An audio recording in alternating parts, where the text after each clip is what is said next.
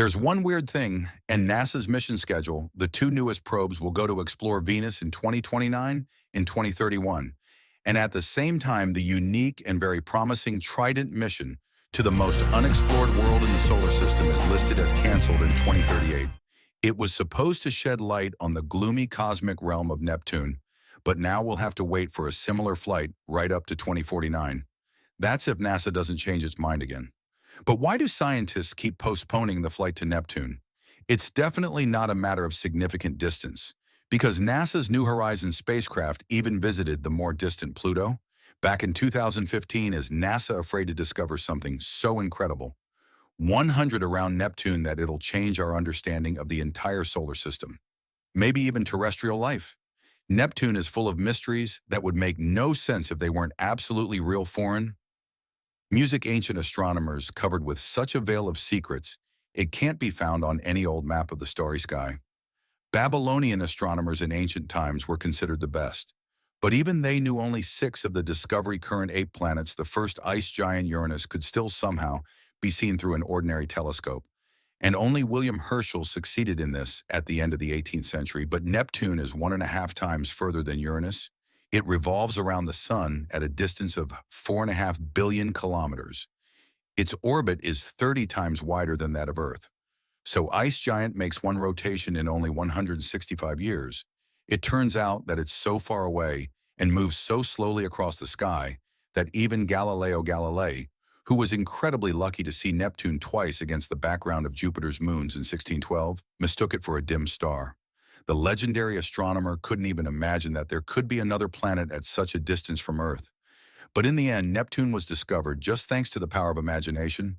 By 1846, Uranus had just completed its first rotation around the Sun. Since its discovery, and French astronomer Urbain Le Verrier noticed something inexplicable in its movement. It was as if some massive celestial body kept slowing down Uranus with its gravity. Leverrier sat down for the calculations, and a few months later, it to the possible location of the new planet in the night sky. However, most colleagues didn't take him seriously. It didn't fit in their heads that it was possible to discover a massive planet with just the help of calculations. Fortunately, researchers from Berlin University had a different opinion, and on the night of September 24, 1846, they discovered a new planet just at that spot where the French astronomer had pointed. At first, they wanted to name it after him, but then today's maps of the solar system would look pretty awkward. As a result, scientists decided to settle on Neptune in honor of the Roman god of waters and seas.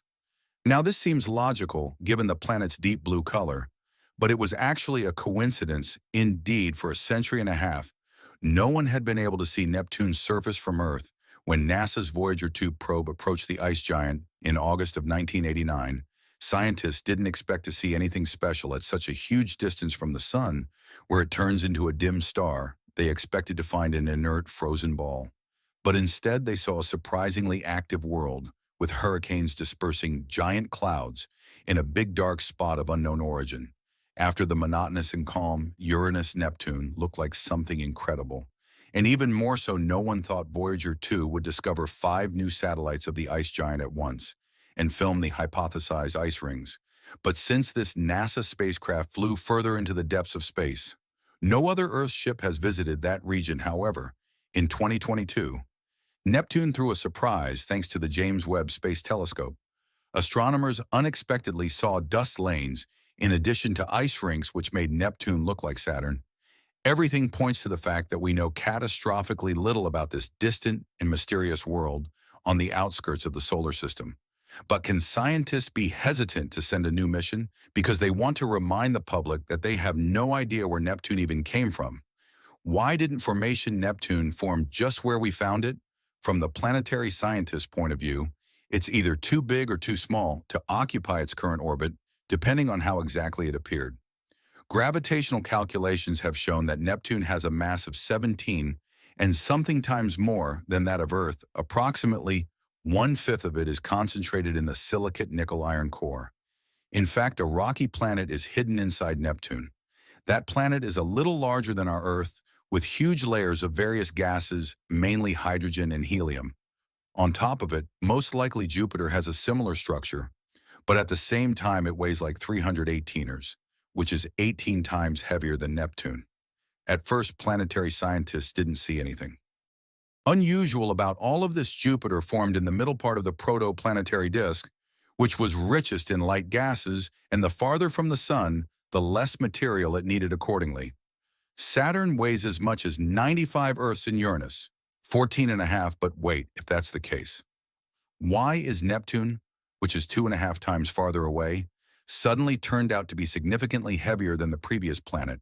If it formed in the solar system's outskirts, it should be at least twice as light as Uranus. Therefore, more and more scientists are inclined to the version that Neptune must have appeared much closer to the Sun, perhaps in the vicinity of the current orbit of Saturn. However, then some gravitational cataclysm threw it into the backyard. Simulations show that young Jupiter could have done a similar trick. It got so close to Saturn that their orbits resonated and pulled apart dramatically, pushing Uranus and Neptune far away in the process. There's only one problem in such a dangerous dance. The most distant planet probably had to fly out of the solar system and become a rogue planet. This means Neptune was either incredibly lucky or it wasn't the farthest one at all. I guess you didn't expect to hear about hypothetical Planet X in a video about Neptune. However, one theory claims that during this orbital dance, the ice giant brutally pushed its partner away from the solar system, and only due to this it managed to retain its position.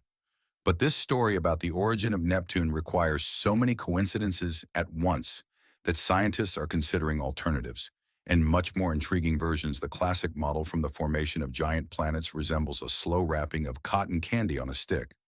This is the accretion of gas around a solid core, which can continue for millions of years.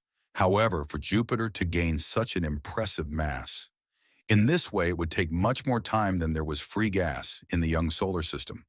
Scientists are trying to explain this discrepancy using the disk instability model in it. The protoplanetary disk cools very quickly and produces huge clots which become gas giant planets. Within a few thousand years, it's like not waiting for cotton candy to be wrapped around a stick, but instead pulling a big lump of melted sugar right out of the tank. This method perfectly explains not only the size of Jupiter, but also the orbit of Neptune. But it still leads to a contradiction. If the ice giant really formed due to this instability of the protoplanetary disk, it would be much more massive than it is now, possibly even reaching the level of Saturn or more. In the desperate attempt to save this theory, American astronomer Alan Boss proposed an even more surprising one. According to his theory, Neptune was forcibly stripped of its mass. A massive blue star like Sirius flew by the solar system and simply blew off half or more of the gas from both Neptune and Uranus. Who knows, maybe it stole Planet X along with it. And although it's already proven that small stars fly by in the vicinity of the solar system about every 50,000 years, a more massive alien star would hardly affect the ice giants. Exclusively a large star would obviously sweep the Kuiper Belt, which begins just beyond the orbit of Neptune and contains many dwarf planets. But what if, in this whole story, the alien star was Neptune itself in 2012? Scientists at the Harvard-Smithsonian Center for Astrophysics calculated that the billions of stars in our galaxy could at some point capture, what if at least one rogue planet from interstellar space and make it part of their system?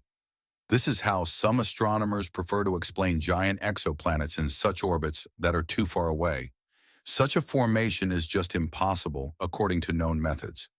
Thus, Neptune could have been formed in an alien star system and then traveled for millions of years in the darkness of space until it was finally captured by the gravity of the Sun.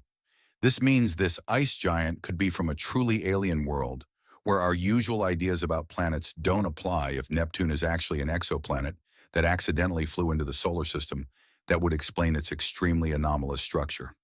Remember the mysterious Great Dark Spot photographed by Voyager 2 in 1887. In 1989, it was larger than Earth, and scientists were eager to study it in more detail. However, when NASA sent its new Hubble Space Telescope to Neptune 5 years later, there was no trace of the strange formation in the atmosphere. But in 2018, that same Hubble spotted a new giant spot not far from the North Pole of Neptune, and 2 years later, a smaller formation appeared nearby, which scientists nicknamed the Dark Spot Junior. It looks like an unknown form of alien life is living and breeding on Neptune, like giant colonies of microbes. They could cover many square kilometers of the seabed on Earth. So don't they just have some word of Rome on the much larger Neptune? Scientists don't seriously consider such a theory. According to their version, dark spots on the surface of Neptune are nothing more than megastorms, like the Great Red Spot on Jupiter. But if there are ammonia compounds that covered on Jupiter, a Neptune, it's basically frozen methane crystals at a temperature of minus 200 degrees Celsius. They're excellent at absorbing red rays and are thought to be responsible for the overall blue color of the planet. The giant anticyclone appears darker as it lifts many more crystals from deep within the atmosphere. Logically, this storm on icy Neptune should be much slower than on the larger, hotter Jupiter. But either way, there's little logic on Neptune. In fact, along with the edges of Neptunian storms, winds rush at speeds of up to 2,100 kilometers per hour, which is 1.5 times faster than the speed of sound and about 3 times faster than the currents in the most severe storms on Jupiter. But why is such activity even possible on the ice giant? Its traces are everywhere. Neptune radiates 2.5 times more heat into space than it receives from the sun. And as if things weren't already quite bizarre, scientists recently discovered that, right in the middle of its 40-year warm season, Neptune doesn't heat up like any other planet, but cools down. All of this suggests that under the dense cover-up Neptunian clouds, there's a certain planetary heat engine with its own extremely exotic operation mode. But what's it like if NASA does send a mission to Neptune? It'll be equipped with a decent probe to study the atmosphere hiding under the clouds. It'll begin a long journey through its impressive thickness. From the poor amount of data that Voyager 2 was able to send, scientists concluded that the upper layer consists of hydrogen and helium, with a bit of methane and hydrogen sulfide, and extends to a depth of 10 to 20% of Neptune's radius. Crossing such an atmosphere is like traveling to the very center of Earth, only not in solid rock, but in ever-condensing gases for the most part. Pitch darkness reigns here, occasionally interrupted by gigantic lightning of relentlessly raging thunderstorms. This is just another consequence of Neptune's anomalous heat, whose source lies much deeper in the mantle. It's unlikely that on the way to it, any terrestrial probe will survive the incredible pressure of the lower layers of the atmosphere, 100,000 times stronger than those of Earth. The temperature rises accordingly so that the mantle, judging by the heat given off by Neptune, is heated up to no less than 5,000 degrees Celsius. The same temperature reigns on the surface of the Sun. However, the Sun is a star, not a gas giant covered with ice. You probably already imagine the Neptunian mantle is a thick layer of molten lava. Like on Earth, it's not like that at all. In fact, this supercritical ocean is a water ammonia. Ocean with methane impurities, 1.5 of our planet's thickness. Hold on a second. How can the liquid water inside Neptune be several thousand degrees cold? The answer lies in the extremely high pressure that doesn't allow it to evaporate. Instead, it turns the mantle into an ocean of ionized, supercritical fluid that has a number of poorly studied properties. One of them is increased electrical conductivity, which could explain Neptune's extremely strange magnetic field. It resembles a giant spider and extends into space at least 35 radii of the planet itself. At the same time, it isn't oriented along its geographical poles, but the supercritical ocean of Neptune might be the hiding spot, not only for the source of this magnetic phenomenon, but also for the heat engine, to be more precise. This is a diamond gravity generator. In 2017, German researchers from the Helmholtz Institute in Dresden, using a powerful laser system, recreated the pressure of 1.5 in atmospheres, which is characteristic of the Neptunian's supercritical mantle. Under such conditions, organic compounds like methane break down carbon, as the heaviest element tends to settle down under the influence of gravity. But due to the incredible pressure, it condenses into diamonds, right? On the go on Neptune, they can be up to 1 meter across. In their friction against the surrounding supercritical fluid creates a lot of excess heat. This makes the ice giant the most expensive planet in the solar system. If we remove the atmosphere and mantle, We could see a stone core fully covered with a layer of supergiant diamonds. If sounds like a dream, doesn't it? Yet it's precisely what the most consistent scientific theories about the Neptune structure look like. But scientists are puzzled not only by what lies deep inside of it. Objects around Neptune look like something out of science fiction. The Kuiper belt, which is adjacent to the orbit of the ice giant, is just like the asteroid belt between Mars and Jupiter, only 10 times wider and much less studied. Pluto is the most massive and well-known celestial body in this twilight zone, but far from the only dwarf planet back in 2002. A Kuiper object was discovered in the Kuiper belt, a little over 1,100 kilometers in diameter. It resembles an enormous asteroid and, quite possibly, doesn't even have a spherical shape. Astronomers got a surprise when Hubble captured.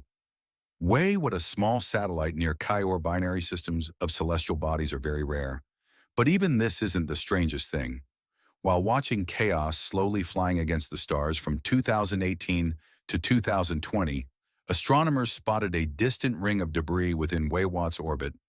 It all looks very picturesque, but according to all calculations, it shouldn't exist in the first place. There was no way KR would have been able to tear apart another smaller celestial body at a distance 4 times its own diameter. But even if by some miracle it collected a ring of small debris from the Kuiper belt, they would have long ago merged together into the second satellite of Kuiper. Now alien Triton scientists don't have any explanation for this phenomena, but they believe the strange ring is somehow related to Watt. Though I have a better idea, what if scientists accidentally witnessed an artificial structure like a swarm of solar panels around a long-abandoned spaceship anyway? If you seriously set out to find aliens on the outskirts of the solar system, you should look for them much closer to Neptune during a flyby of the ice giant. In 1989, Voyager 2 also aimed its lenses at its largest satellite, Triton, which is only slightly smaller than Earth's moon. And although the device managed to capture less than half of its surface, even this was enough to puzzle scientists again, despite the temperature of Triton being only 40 degrees above absolute zero, which makes it perhaps the coldest celestial body in the solar system. The diverse topography of the satellite indicates relentless geological activity. Apparently, it's provided by cryovolcanism, that is, eruptions of water, ammonia, methane mixed with dust. Scientists managed to notice the multi-kilometer trails of Triton cryovolcanoes, which somewhat resembled terrestrial geysers, though here, due to the extremely low gravity, their ejecta reaches space itself. All of this makes astrogeologists talk about the existence of an under-ice ocean on Triton, from which liquid escapes to the surface. It could well have been kept from freezing by the decay of radioactive elements in Triton's core. So along with Jupiter's moon, Europa, and Saturn's moon, Enceladus, Triton could be a great candidate for a quest for extraterrestrial underwater life. Quite possibly even the most promising one after all. Unlike similar satellites, Triton has an anomalous retrograde orbit. It rotates in the direction opposite Neptune's rotation direction. This means it did not form with the ice giant, but was accidentally captured by its gravity. Triton is a real alien from the Kuiper belt and even from outside the solar system. What if is a dwarf planet that initially belonged to another star, but when it flew near Neptune, Triton simply jumped into its orbit due to gravitational perturbations.